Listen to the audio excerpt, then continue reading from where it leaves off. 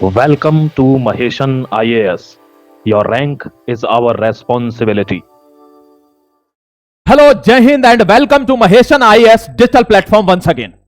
Story expose हो चुकी है, ब्लास्ट की पूरी कहानी सामने आ चुकी है किताब की तरह। मैं आपको कनेक्टिंग लिंक्स बता रहा हूं क्योंकि कल रात का जो नाश्ता होता है दोस्तों, नाश्ता नहीं कह सकते, डिनर कह सकते हैं। कल रात का जो डिनर है वो हमारी इंटेलिजेंस फोर्सेस ने, हमारी इन्वेस्टिगेशन एजेंसीज ने इन आतंकवादियों के साथ ही किया है, इनको गिरफ्तार करने के बाद। और रात को खाने पर जब इनको अच्छा अच्छा मीठा खिलाया गया तो ये सब कुछ बता गए कि क्या स्टोरी है, क्या कहानी है, कैसे क्या हुआ था।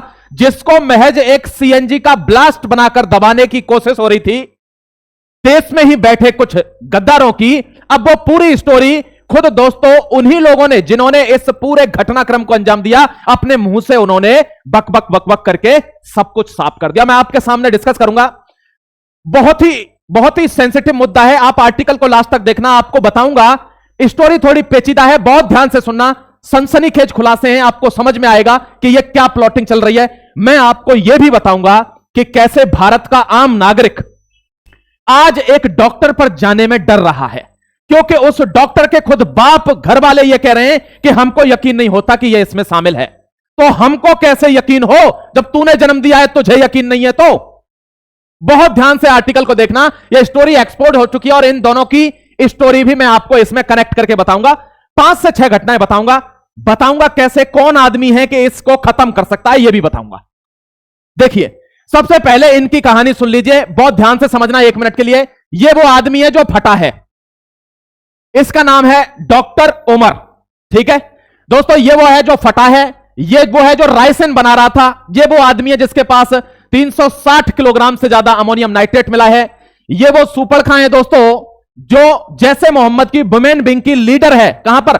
जमाते मोमिनात। यह कहां पर है? यह चलती तो पाकिस्तान में है, मसूद अजहर ने चलाई है, लेकिन उसकी बहन की जो ये जमाते मोमिनात है वो इसकी लीडर, इसको बनाया जा रहा था भारत में। यह लखनऊ से ऑपरेट कर रही थी। और यह वो आदमी है जिसने जम्मू कश्मीर में शोपियां में सारा भेद खोला, इरफान पकड़ा गया और उसके बाद बार दर बार ये सब पकड़े जाने लगे। यह इंटेलिजेंस कश्मीर से आई। उसके बाद जब भारत में ये फरीदाबाद में, गुजरात में, एटीएस में ये राइसिन भी पकड़ा गया, 360 किलोग्राम ये भी पकड़ी गई, तो ये घबरा गया, ये गद्दार घबरा गया कि अब पकड़ा मैं भी जाऊंगा, क्योंकि भारत की फोर्सेस हैं 1 सेकंड में मेरे तक पहुंचेंगी। और हड़बड़ी में इसने ये प्लान बनाया और दोस्तों आधा अधूरा बनाया हुआ बम फाड़ दिया गया लाल किले के सामने, जिससे कि एक मैसेज जा सके कि मैं तो मरूंगा क्योंकि फिदाई नहीं हूं, लेकिन भारत पर एक मैसेज जाना चाहिए कि हम लाल किले में भी घुस सकते हैं। लाल किले को क्यों उड़ा रहे हो? तुम तो कहते हो कि ये तुम्हारे पूर्वजों ने बनवाया है। खैर, तुमसे तो क्या ही बात करूं, जाहिल हो, तुमसे तो बात करना ही। तो इन पांचों की स्टोरी आपको समझ में आ गई, इन पड़ सब कुछ इनका सामने आ गया है कि क्या स्टोरी थी पूरी। अब मैं आपको इनके धागे खोलूंगा, बहुत ध्यान से समझना, 4 से 5 घटनाएं कि कैसे भारत में यह चल रहा है। यह एक औरत है दोस्तों, शाहीन इसका नाम है, और इसके बाप कहता है कि मुझे नहीं पता था मेरी बेटी ऐसा कर देगी। एनआईए ने इसको अरेस्ट किया है, लखनऊ से, डॉक्टर है, Lucknow based, accused of leading जैसे Mohammed women wing in India, Jamaat ul Mominat. Jamaat ul Mominat को ये यहां पर क्या कर रही है? ये लीडर है यहां की। जैसे आपने देखा होगा ना, जो पत्थर फेंकते हैं, जो जाहिल हैं, गवार हैं, जो पढ़े लिखे नहीं है, या अब उनसे काम नहीं चल रहा था, क्योंकि कश्मीर में पत्थरबाजी पर लगाम लगा दी भारत की आर्मी ने कोहनी रख के। अब वहां पर जाहिल लोगों का काम नहीं हो रहा है, तो पाकिस्तान का एक प्रोपेगेंडा निकला कि अब एलिट लोगों को फंसाइए, क्योंकि हम डायरेक्ट पत्थर नहीं फेंक सकते, तो फिर कुछ ऐसा बनाइए जिसमें पढ़े लिखे लोगों की जरूरत हो। दोस्तों, इतिहास गवाह है, इन लोगों ने पढ़ लिख कर भी यही किया है, क्योंकि ओसामा बिन लादेन भी एक सिविल इंजीनियर था और यहां भी ये सारे डॉक्टर और इंजीनियर ही हैं। तो इन जाहिलों के लिए शिक्षा एक टूल है, आतंकवाद का ब्लास्ट करने का एक टूल है इनके लिए। ध्यान रखना, आपको पहचानने की इनको जरूरत है। ये एक वुमेन विंग बनाई है जैसे मोहम्मद ने, और इसको भारत में इसका कौन मसीहा बनाई जाए, तो वो बनाई गई शाहीन बेगम। अब आप समझना ये शाहीन कितनी खतरनाक है, शायद आपको इसका अंदाजा ना होगा। देखते चलना मेरे भाई, आपको एक एक धागा खोलूंगा, क्योंकि आया हूं तो कुछ तो लेके आया हूंगा। पहला नंबर, यह पहली घटना है, मसूद अजहर ने कहा था हम एक वुमेन विंग भी बनाएंगे, और जब भारत ने ठोका तो उस टाइम पर टाइम नहीं मिला, तो इसकी बहन ने वुमेन विंग बनाई जिसका नाम था जमाते मोमिनात, और मसूद अजहर की सिस्टर के अंदर यह चलती थी, और इसके अंदर यह औरत भारत में इसकी हेड बनाई जाती है। यह भारत में इसकी हेड है। देखिए, भारत में आतंकवादी संगठन चला रहा है पाकिस्तान, आपको अभी यह भी बताऊंगा कि बांग्लादेश में और पाकिस्तान में ब्लास्ट क्यों करवाए इन लोगों ने। इसने ही इसका पूरा ऑर्डर पास किया है कि हां फाड़ दीजिए बम, पूरे भारत में बम ब्लास्ट करिए, ये इसकी हेड है। अब इनके पीछे की सबसे तगड़ी चीज क्या है जिससे ये छुपाते हैं, वो है दोस्तों बुर्का। आप बुर्का लगा लीजिए, आदमी को समझ में नहीं आता कि ये औरत है या आदमी है, तो बहुत से कंट्रीज में आपने देखा होगा इसको बैन किया गया है क्योंकि शिनाख्त नहीं हो पाती है। यहां देखिए आप एक बार, ये आदमी तो मारा गया, इसके तो चिथड़े उड़ गए। ये वो आदमी है जिस पर 360 किलोग्राम क्या मिला है, अमोनियम नाइट्रेट। ये वो व्यक्ति है जिसकी वजह से सारा भेद खुला है। ये शोपियां से गिरफ्तार किया गया जम्मू कश्मीर से, लेकिन इन सबको ये पैसा मिलता है। ये पैसा इन सबके पास, ये कौन सा पैसा है जो ये पैसा मिलता है इनके पास? ये दोस्तों करेंसी कहां की है, मैं आपको एग्जाम्पल के हिसाब से दिखाऊंगा।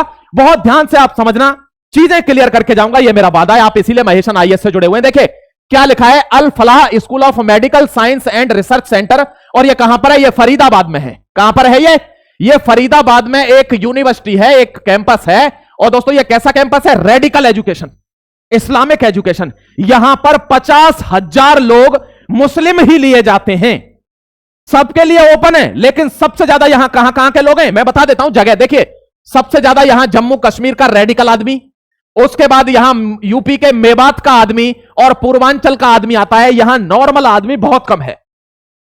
क्या अल फलाह यूनिवर्सिटी की कभी जांच हुई है? कहां है? मैं इसके बारे में बात क्यों कर रहा हूं? क्यों? क्योंकि ये इसके ही प्रोडक्ट हैं, ये सारे डॉक्टर हैं, ये इसके ही प्रोडक्ट हैं। इसको कौन फंड करता है? जो करेंसी मैंने आपको दिखाई थी, इसको कतर फंड करता है। कौन करता है?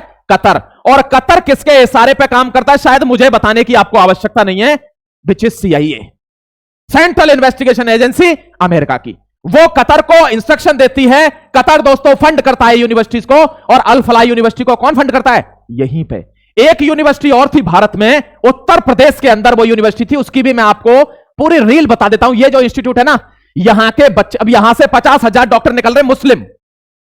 अब मुझे यह बताइए, उन डॉक्टरों के पास जाने में आपको सहज महसूस होगा क्या? कि चलो, आपको खौफ के मारे उनको जाने की हिम्मत नहीं होगी। और क्यों ही हिम्मत होगी? आपके पास विकल्प बहुत हैं, क्यों ही आप जाओगे?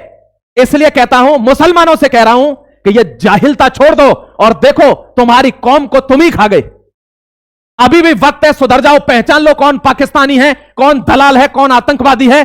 तुमने भारत में आतंकवादी बनने की कसम खा रखी है, और यही कारण है कि तुम्हारा पढ़े लिखे होकर भी आतंकवादी बनना तय है। यहां देख लीजिए दोस्तों, एक यूनिवर्सिटी और थी, देखिए मोहम्मद अली जौहर यूनिवर्सिटी। यह कहां पर है? यह यूपी में है। यह दूसरी अल फलाह यूनिवर्सिटी है, मोहम्मद अली जफर यूनिवर्सिटी। इसको दोस्तों कौन बना रहा था? इसको बना रहा था सपा का एक नेता आजम खान। इस यूनिवर्सिटी को दूसरी अल फलाह यूनिवर्सिटी होने से रोक लिया। किसने रोका है? दोस्तों एक ही आदमी रोक सकता है।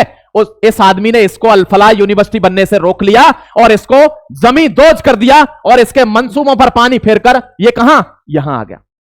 दोस्तों भारत के साथ अगर कोई गलत करेगा, यह बिल्कुल ऐसी ही यूनिवर्सिटी थी जैसी अल फलाह है। मैं कहता हूं सिर्फ मुस्लिम यूनिवर्सिटी नहीं, कोई भी यूनिवर्सिटी हो देश के अंदर, आप उसकी चेक करिए, आप देखिए उसमें चलता क्या है। आप सारे मदरसों को चेक करिए, जैसे आप स्कूलों को चेक करते हैं, आप मदरसों को भी चेक करिए। उनमें क्या शिक्षा दी जा रही है, उनमें क्या चलता है। यह आपका कर्तव्य है, आप सरकार हो। यह क्वेश्चन मेरा सरकार से है कि इनकी चेकिंग क्यों नहीं होती है। और जब ये पनप कर जब ये विस्फोट बन जाते हैं, तब आप रोते हो कि ये क्या हो रहा है। इनको पैदा होने से पहले खत्म करना होगा। इन यूनिवर्सिटीज में चेकिंग करके, इनके पूरे परफॉर्मा देख के, इनको देख के कि इनको फंडिंग कहां से आती है। इन यूनिवर्सिटीज को फंडिंग कहां से आ रही है? इनको फंडिंग आ रही है दोस्तों कहां से? बाहर से, कतर से। इनको फंडिंग बाहर से आ रही है, इसलिए ये यहां भारत में फंड फैलाते हैं। देखिए पाकिस्तान में, मैंने आपको कल रात के लाइव में बताया था कि 2 प्लान थे। अब एक प्लान जब फेल हुआ, पहला वाला विस्फोटों वाला, तो दूसरा प्लान एक्टिव है। पाकिस्तान ने डायरेक्ट इल्जाम लगा दिया है भारत के ऊपर। यहां सुप्रीम कोर्ट के प्रमाइसिस में क्या करा? बम विस्फोट करवाया और डायरेक्ट बोला यह साजिश है किसकी? भारत की और अफगानिस्तान के साथ मिलकर टीटीपी की। यहां देखिए पाकिस्तान के सुप्रीम कोर्ट प्रमाइसिस में यह दंगा करवाते, क्योंकि पाकिस्तान में आदमी की वैल्यू नहीं है। पुलिस व्हीकल के पास ये बम विस्फोट होता है और ये डायरेक्ट कहता है कि भारत। क्यों? क्योंकि इसको बाहर का ग्लोबल सपोर्ट चाहिए, उसको यह दिखाना है देखिए भारत में किसी ने विस्फोट कर दिया और भारत ने मेरे ऊपर विस्फोट कर दिया। जबकि वे चिल्ला चिल्ला कर बता रहे हैं कि हम कहां से आ रहे हैं। जैसे मोहम्मद, जो भतीजा, जो बेटा है किसका? पाकिस्तान का। ध्यान रखना दोस्तों, यह आतंकवादी संगठन। यहां देख लीजिए, यह आदमी डायरेक्ट बोल रहा है कि यह अफगान तालिबान का प्रॉक्सी वॉर है और इंडिया इसको मिलकर पाकिस्तान को डीएस्टेबलाइज करने के लिए इसका यूज कर रहा है। देखिए, India proxies behind Islamabad bombing, what to know. So far. आप देखिए ना, ये प्लान 2 है। अब क्या हुआ, जो जमा उल अहरार टुक रेस्पॉन्सिबिलिटी, इन लोगों ने रेस्पॉन्सिबिलिटी ली है इस अटैक की कि ये हमने अटैक किया है पाकिस्तान के अंदर, और नाम किसका लगा रहा है इंडिया का लगा रहा है। इन लोगों ने रेस्पॉन्सिबिलिटी ली है और टीटीपी ने सीधे तौर पर डिनाई कर दिया है कि हम इसमें शामिल नहीं है। तो अफगानिस्तान गया, इंडिया गया, टीटीपी गया, इन्होंने इसकी क्या ली है, रेस्पॉन्सिबिलिटी ले, लेकिन पाकिस्तान इसको मानेगा नहीं। पाकिस्तान किस पर इल्जाम लगाएगा, भारत पर। क्यों, क्योंकि दोस्तों फट रही है, फट रही है, क्योंकि भारत, ये जो खामोशी हो गई है ना बम ब्लास्ट के बाद, ये खामोशी जो है वो तूफान की आहट है, और यह बात वो जानता है। आतंकिस्तान इस बात को भले भांति जानता है कि भारत खामोश क्यों है। ध्यान रखना दोस्तों, प्रिडिक्टेबल टैक्टिक, यानी भारत ने भी इसका जवाब दिया है, रिबटल दिया है, और उन्होंने कहा है ये बेसलेस जो हमेशा आरोप भारत पर लगाए जाते हैं। क्यों, क्योंकि अपने इंटरनल सिक्योरिटी को देखने के लिए ये एक प्रिडिक्टेबल टैक्टिक है, यानी जानी बूझी पहले की आदत है, और भारत ने इसका जवाब दिया है। एलिगेशंस फॉलोइंग टेरर अटैक्स इन इस्लामाबाद। भारत पर क्यों इल्जाम लगा रहे हैं मैं बता देता हूं आपको। देखिए, आसिम मुनीर ने, दोस्तों आपको पता है, ये आसिम मुनीर और ये दोनों कह रहे हैं कि दिल्ली ब्लास्ट का बदला है ये भारत का, जो पाकिस्तान में बॉम्बिंग है। लेकिन ये किस लिए किया जा रहा है, क्योंकि बांग्लादेश में भी बॉम्ब फटवाया है, और बांग्लादेश और पाकिस्तान मिलकर ये कह सकें कि बांग्लादेश में तो आवामी लीग का प्रोटेस्ट नहीं होना चाहिए जो शेख हसीना के सपोर्ट में हो रहा है, इसलिए वहां भारत ने बॉम्ब ब्लास्ट करवा दिया। ये साबित करना चाहते हैं। और पाकिस्तान में 27th अमेंडमेंट एक्ट के दौरान इस आदमी को डिक्टेटर बना दिया गया है, ये आका बना दिया गया है पाकिस्तान का जनरल। और दोस्तों इस वजह से पाकिस्तान में कू तो हो गया है, बिना आर्मी के कू हो गया है। पाकिस्तान में प्रोटेस्ट जो हो रहे हैं उनको हवा ना मिले, वे भड़के ना, इसलिए भारत के ऊपर सेंटिमेंट्स को डाइवर्ट कर दीजिए कि जो प्रोटेस्ट वाले हैं वो ये समझे कि भारत हमको मारने आ रहा है, हम अपने देश के खिलाफ खड़े हो रहे हैं। ये 27th अमेंडमेंट एक्ट के प्रोटेस्ट को दबाने के लिए ये ब्लास्ट इन दोनों दलालों ने करवाया है। ये भारत के ऊपर आक्रमण है। मैं आपको एक एक स्टोरी समझा रहा हूं, यहां देखिए दोस्तों। This blast could be a tactic to distract the people of Pakistan from 27th amendment act and internal crisis. ये जो इंटरनल क्राइसिस हो रहा है पाकिस्तान में और 27th अमेंडमेंट एक्ट के दौरान इसको आका बनाया जा रहा है, उसके खिलाफ विद्रोह हो रहा है, प्रोटेस्ट हो रहे हैं, उसको रोकने के लिए एक टैक्टिक है कि वहां पर बम ब्लास्ट करवा दो, उससे भारत का मामला भी सेट हो जाएगा।